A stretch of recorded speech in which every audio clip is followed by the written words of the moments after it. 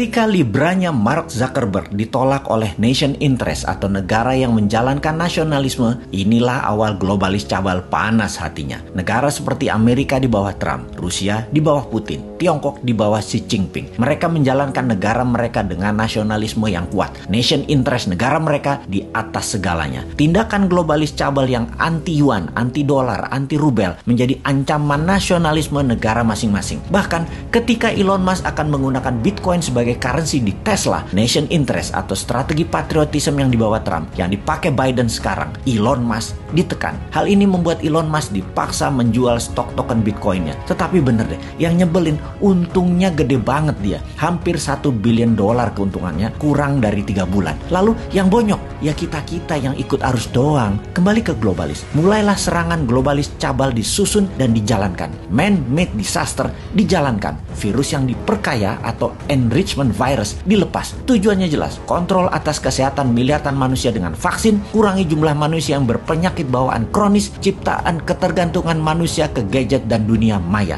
Ini semua percepatan menuju dunia 5.0. Less konteks sesama manusia atau kurangi sentuhan sesama manusia, less movement sesama manusia, less cash atau non-tunai transaksi. Sehubungan dengan dunia 5.0 tersebut, kita buktikan misalnya dengan mereview daftar dunia retail dan fashion yang sudah bertumbangan di dunia dan juga di Indonesia. Retail raksasa seperti Matahari, Lotus, Debenham, Tanah Abang, dan terakhir Giant akhirnya ambyar satu persatu tokonya, juga cabang-cabang bank. Namun dunia ini selalu dua sisi melihatnya, dan perlu diingatkan adalah pasar itu selalu sama bahkan membesar, terutama pasar kebutuhan pokok. Jumlah manusia masih sama, kebutuhan dasarnya masih sama. Jumlah manusia masih sama, kebutuhan dasarnya masih sama. Jadi kalau retail raksasa bertumbangan, maka pasarnya pivot atau bergeser. Bergeser kemana? Bergeser ke online. Dan yang punya online adalah globalis. Jadi wajar yang besar bertumbangan. Terjadi pergeseran dari kasta Brahmana yang selama ini mereka berkuasa mungkin sekitar 50 tahunan terakhir. Sekarang angin berbalik. Pemain-pemain kecil berbasis online adalah senjata globalis memakai pasukan lebah yang penuh agresivitas menyerang retail besar. Terlihat menguntungkan kaum sudra yang kasta terbawah. Namun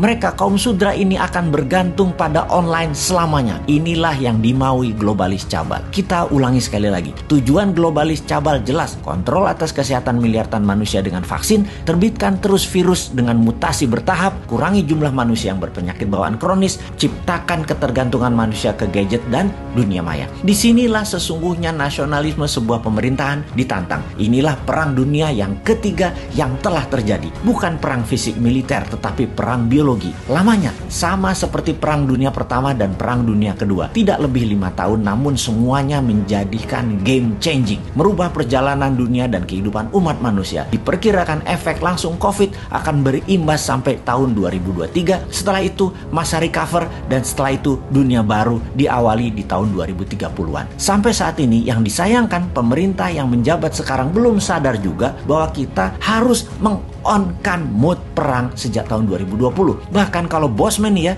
sejak tahun 2017 sudah war mode on. Sekali lagi kita ingatkan, sejak 2017 harusnya. Tetapi ya beginilah kalau tidak paham nation interest, nation threat, pelajaran dasar bernegara di banyak pejabatnya, ngertinya hanya berpolitik dalam negeri, bagaimana ambil jabatan. Rasanya kalau dipikir-pikir dalam 4 tahun ini sudah diperlihatkan cara bernegara yang berbasis hutang, berbasis impor, dan sumber luar negeri. Tindakan ini semua hanya untuk asal hidup saja dalam tanda petik. Sungguh bisa gagal total kalau mengandalkan hutang dari luar, vaksin dari luar, investasi dari luar. Kok sulit banget sih?